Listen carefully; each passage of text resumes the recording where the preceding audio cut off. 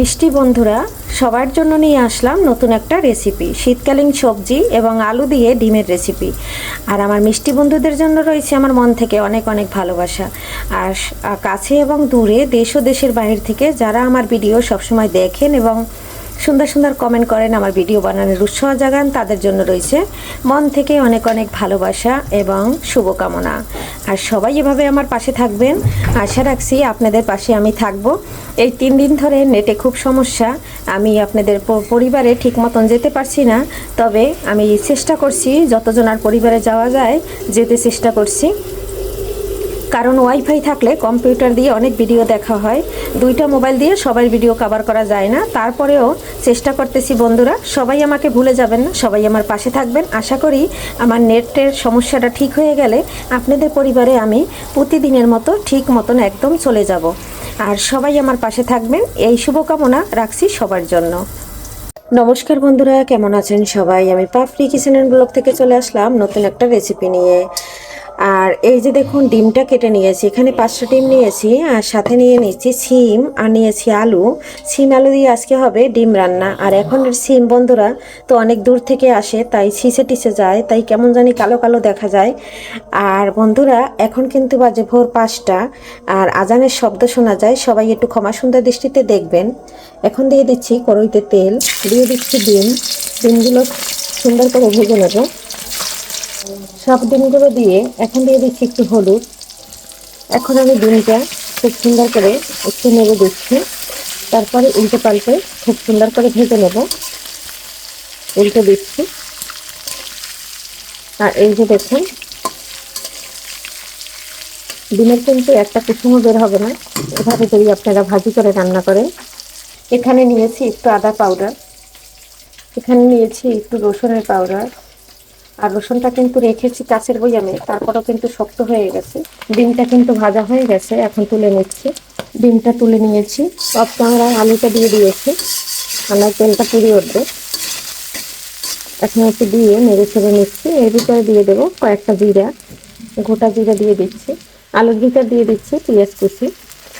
আর এখানে কিন্তু আমি পেঁয়াজ বাটা ব্যবহার করবো না, আমি শুধু আদা পাউডার আর রসুনের পাউডারটা ব্যবহার করবো।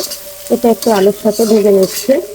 এখানে দিয়ে দিচ্ছি হলুদ, দিয়ে দিচ্ছি ধনিয়া ও জিরার গুঁড়া, দিয়ে দিচ্ছি মরিচ।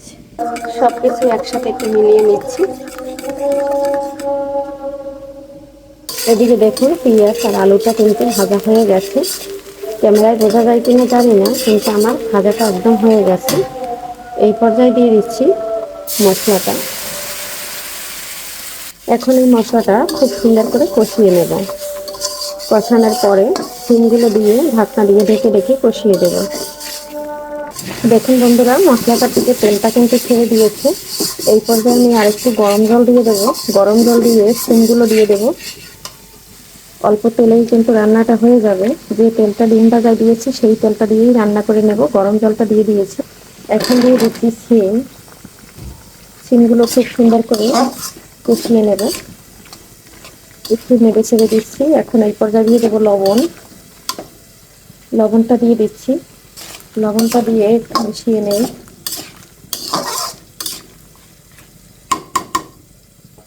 এখন ঢাকনা দিয়ে ঢেকে কষিয়ে নেব।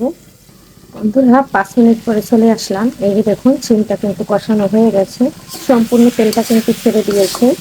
এখন আমি নেড়ে ছেড়ে যতটুকু জল আছে সেটা কিন্তু শুকিয়ে নেব। তারপরে দিয়ে দেবো গরম জল।